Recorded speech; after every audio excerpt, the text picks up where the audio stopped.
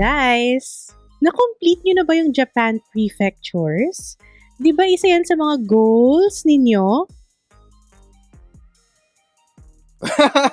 Walang Oo sumagot. nga eh. Naghihintayan. Laghang! Pero oo, isa yan sa mga pangarap namin talaga. Oo. Mm-mm. So, as of today, na-complete nyo na ba yung Japan prefectures? Hindi pa. Parang Hindi pa. 11 pa yata yung kulang namin. 11 pa. 47 kasi. So, minus 11 is... So, naka 36 na kami. Hey there, poor traveler. I'm Vince. I'm Yosh. And I'm Ces. Welcome to the Poor Traveler Podcast.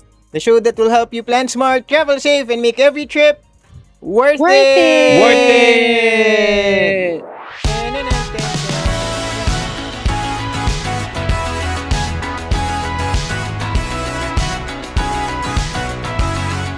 Today, ang topic natin ay Japan! Wow! Yes!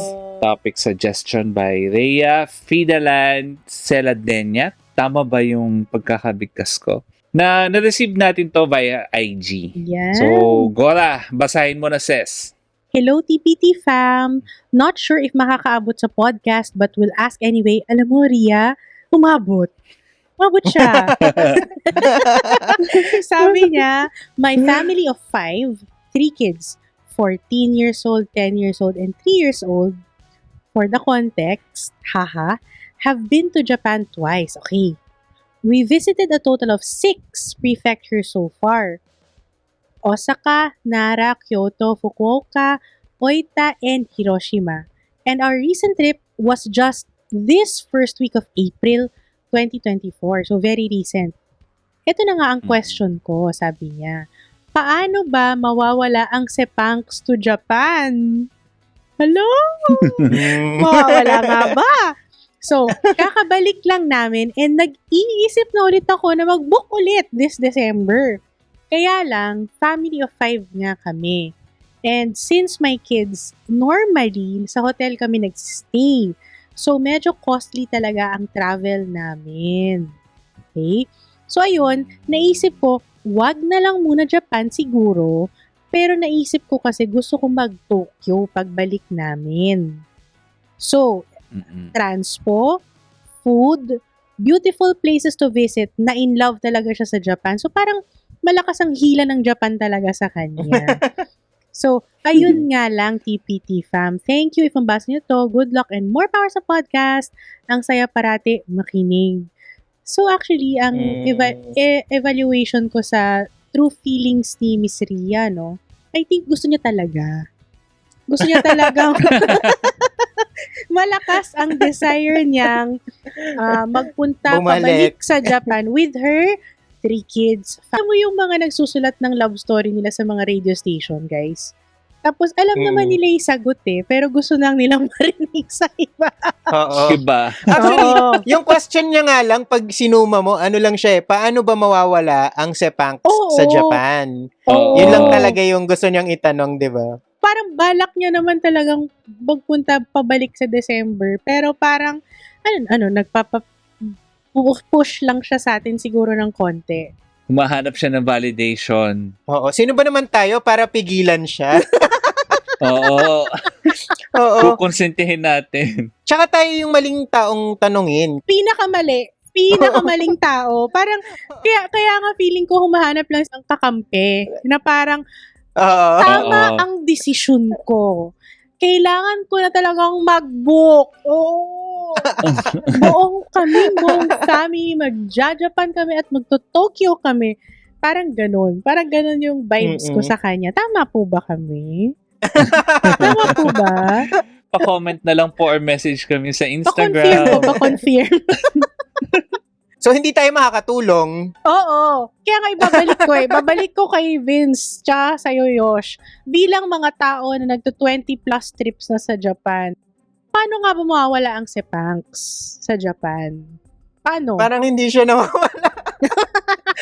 Hindi siya mawawala. Kahit magpunta ka sa Little Tokyo sa Makati, or mag-ramen ka araw-araw, mas lalo lang ma-intensify yung Lalala. Oo. Oo. Para siyang para siyang obsession. Oo Para siyang eh. love talaga, no? Oo. Mm-mm. Para siyang love. Para siyang crush na Mm-mm. hindi mawala-wala sa isip mo, no? Parang ganun. Teenage crush. Mm-mm. So, in short, wala tayong matutulong kay Miss Ria, no? Wala tayong matutulong. Wala. Ang may Oo. tutulong lang natin sa kanya is, go, planuhin nyo na po yung Oo. December ninyo. If anything nga, kukonsintihin natin siya. Kung kailangan nyo ng tulong, planuhin yung trip mo. Ito na lang. Itatry ko si Miss Ria na i-help pa. Ask ako ng mga questions. Josh, Vince, tama ba na December pumunta? Okay lang naman. Weird yung first 2 weeks ng December. Okay. Wala ng autumn foliage. Oo, Yung wala mga na. orange, yung mga gold, Wala na. red, wala na siya. Oo, sanga-sanga na lang. It's a big blob of brown. Okay. Oo. Visually, hindi siya ganun ka-pack Okay. yung early December. Tapos, Oo. wala rin siyang snow. So, hindi rin siya winter vibe yung feel. So, Oo. pero hindi naman lahat ng tao kasi sites yung pinupunta sa Japan, di ba? Yun nga yung maganda sa Japan eh. Oo, visually maganda siya, pero yung experiences talaga yung habol mo. Sarap ng pagkain, bait mga tao, alam mo yun. Parang, okay yung transpo kasi minention niya rin yun eh. Na yung transportation system gustong-gusto niya. Especially kasi 3 yung kasama niyang bata. 14, 10, and 3. Oo. Siguro yung next question ko, kasi nanggaling na siya 'di ba dun sa mga Osaka, Nara, Hiroshima. First time nila magto-Tokyo. So may suggestions ba kayo na kasi Josh pumunta ka rin with kids before 'di ba sa Tokyo? sa Tokyo. Anong magandang gawin sa Tokyo kapag ang kasama mo is 14, 10, and 3? Hala, ang dami. Oo. Disneyland, Disney Sea, Oo, Disneyland, Disney Sea, Harry Potter. Oo. Harry Potter. Ano tawag doon? The Making of... Yung The Making of Harry Potter. Yung Warner Studios. Tapos meron silang Doraemon Museum, Yes. May Ghibli Museum. Wow. So actually, meron din sila yung mga pinuntahan to ng ng anak ng friend ko. Parang, yung mga Sanrio, Little Twin Stars, meron din yun eh. So actually, sobrang saya for the kids ang Tokyo pala. Gachapon machines pa lang, parang tiba-tiba ni mga bata eh. Diba? Parang super high quality yung mga toys na makukuha nila. Or punta sila Akihabara kung mahilig silang yung mga toys, mga video games. Maraming pagbibilan doon ng mga bala ng mga games. Wow, ang tanda bala ng games. Bala ng games. Oo. Tapos, or maglaro sila sa mga machine doon sa Taito Station. Di ba, no, Yosh? Oo. Alam mo ba, sinurprise ko si Vince nung huling Tokyo namin. Sabi ko sa kanya, pupunta kami sa isang tindahan ng patatas. Oh. Or kamote. Parang ganon. Pero yung lugar na yon, ang pangalan niya is Super Potato. Ayan. So, yung Super Potato, siya, retro na gaming shop siya. So, meron dong nagtitinda sila ng mga lumang Game Boy, mga Atari, mga lumang PlayStation, gano'n. Yung mga consoles. Dreamcast, yan. Tapos, sa pinakataas, meron silang mga arcade machines din na yung mga luma, old school talaga, mga Street Fighter na yun, na nakakatuwa. So, maganda siya for families kasi for us, yung mga edad natin, mapapakita natin sa mga bata na ito yung childhood namin. Diba? Ito yung mga nilalaro namin nung bata kami. Tingnan nyo yung itsura. Walang kulay yung Game Boy, pero tuwang-tuwa kami dyan. Diba? So, yung Pac-Man, pixelated. Oo. Mga square-square na Oo nga. Uy, maganda suggestion yan, Yosh. Kasi parang, tama ka, yung age range, siguro kaedad natin si Ria. So, yan. Diba? So, yan the games that she and her husband used to play. May introduce yan sa mga bata. Oo. At saka, alam mo yung huli naming punta sa Akihabara sa Tokyo, first, hindi ko alam kung regular ba yon or basta, nung nandun kami, naglalakad kami, tapos biglang sinara yung yung buong street. Nakita ko yan. So, naging Oo. pedestrian street lang yung So, nakapag-picture-picture kami sa gitna, Sa ganun. gitna, oo. Na hindi ko alam kung ba yun, regular ba yun na kapag parang Hindi. Sunday yata yun, Vince, no? Actually, tumawag ako dun sa prefecture. Sabi ko, paparating kayo. Ay, talaga ba? Paparating dyan si The Poor Traveler, ha? Kailangan nila ng pakisara. magagandang shot. Oo. Kailangan ng magagandang shot para sa vlog nila. Oo. Makisama Oo. kayo. Ganon. Yung mga Hapon, sobrang accommodating, di ba? Sinarangan na nila. Nag-crowd control na sila for you. Yung isa pang marirecommend ko for families na pupunta ng Tokyo is mag-day trip kayo sa Yokohama. Oo. Kasi sobrang family friendly nung area. So yung naging itinerary namin ni Vince, day trip sa Yokohama is we started the day, nag-brunch muna kami sa Ramen Museum. So ito yung Shin Yokohama Ramen Museum. Oo. Ang maganda dito is para siyang it's a cluster of ramen shops pero they have half servings. Para mas marami kang matry. Kasi yun yung problem sa ramen, di ba? Pag nakaubos ka isang bowl, busog ka na.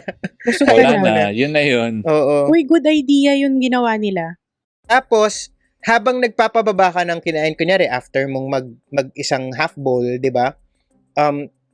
Meron silang parang museum na area na pwede kang magbasa-basa, pwede kang sumali sa isang ramen making workshop. Oh, cute. Nandun yung buong history ng ramen. And yung very first na shop na nagbenta ng ramen, sarado na kasi siya ngayon. Pero, nakuha nila yung original recipe and with the help of yung family, with the permission of yung descendants, nirecreate nila yung ramen na yun.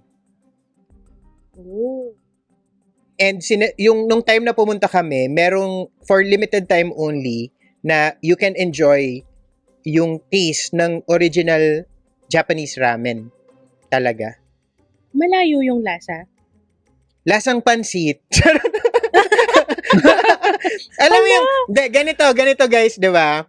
Di ba kapag nagluluto ka ng pansit, whether canton or bihon, di ba maggigisa ka muna ng gulay, tapos sabawan mo siya, di ba? Bago mo ilagay yung actual noodles. Di ba i-absorb yung sabaw? Yung sabaw ng pansit, lasang ganun. Yung bago mo pa ilagay yung noodles, yung sabaw nun. So medyo tasteless. Tama ba? Parang mas hindi siya maalat than less alat. Hindi siya rich, tapos parang shoyu-based siya, no, Vince? Parang ang original ramen kasi is shoyu eh. Tapos, kasi diba it started from China. So, that explains. Kasi even naman yung pansit natin is Chinese influence, diba? Influenced by China, yes. Tapos, dun ko rin nabasa yung very first chukamen na favorite type ko ng ramen. Yung dipping ramen, yung walang sabaw, tapos ididip mo lang siya. Dun ko nalaman na, yung shop pala na ito ay sila yung nag-invento ng chukamen. Yung chukamen, hindi mo alam yun, sis, yung dipping ramen, parang nakahiwalay yung sabaw niya, pero mas concentrated yung sabaw niya. Hindi ko alam tapos yan. Tapos kukuha ka ng noodles, tapos ididip mo siya, tapos saka mo siya kakainin. Pero cold yung noodles. Parang siyang parang yung soup nun, yun yung parang sauce. So, isasawsaw mo dun yung ramen. Pero, siya, parang yung ramen, yung noodles is malambot na. Hindi yung parang birthday noodles ng Chinese na parang crispy. Hindi. Malambot siya. Pero mas makapal siya kaysa sa, yung normal na ramen, di ba, medyo thin yung noodles. Ito, medyo mas makapal siya. Para siyang canton sa atin. So, yung original shop na, yung chef nun, yung nag-invento nung chukamen, as in, favorite ko kasi talaga yung chukamen, pinuntahan namin ni Vince sa Tokyo. Dinayo namin. Sarap. Sobrang sarap. As in. Ang dami lang. Sobra tuloy. Malaki sobrang yung serving. Dami lang talaga. Ang laki ng serving. Anyway, nag-detour na naman tayo. So, from the Ramen Museum, pwede silang pumunta dun sa, nakalimutan ko yung tawag sa area, Minato Mirai.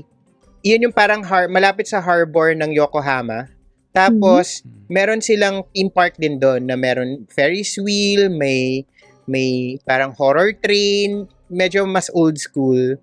Tapos, meron din silang arcade na gano'n, na may mga claw machines gano'n. Tapos, hindi siya madaya. Nananalo ako doon lagi. Oo nga. Nakita ko yung post mo. Oo. As in, hustler ako doon. Pag pumupunta ako doon, nananalo talaga ako parate.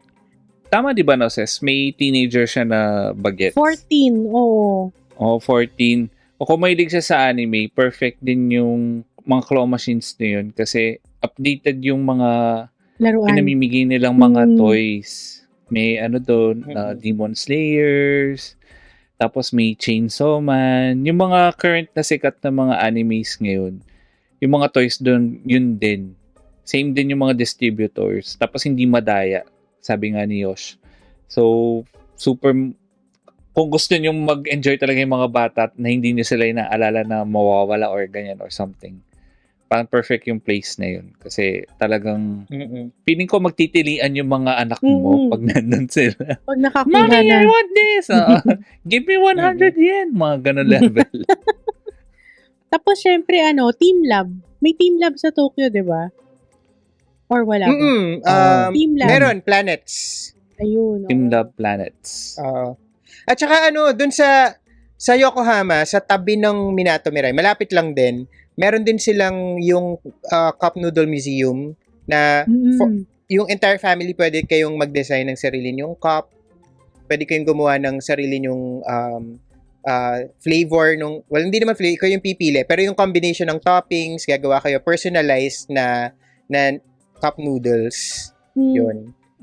So, family, yun parang family activity. Medyo tourist trap-ish yung feel. Pero kung mahilig ka talaga, meron kang certain fascination sa cup noodles, mag-enjoy ka. Okay lang. Sa ganun. Ayun. So, actually, tinulungan natin si Miss Ria na punuin yung December trip niya. Oo. So talagang kinonsinti natin siya. Hindi natin siya tinulungang iwaksi sa isip niya yung pagbalik sa Japan. Hindi natin siya pinigilan. Pero hindi kasi lahat ng pang kids kasi parang puro theme park, ganun. Even yung mga historic sites, things like, kunyari, from Tokyo, nagpunta kami ng Kamakura. Kasama yung pamangkin ko na that time bata pa.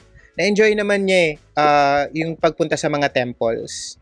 Kasi, well, bata pa naman kasi si Ashek noon, na-appreciate na niya yung mga ganun yung mga history, culture.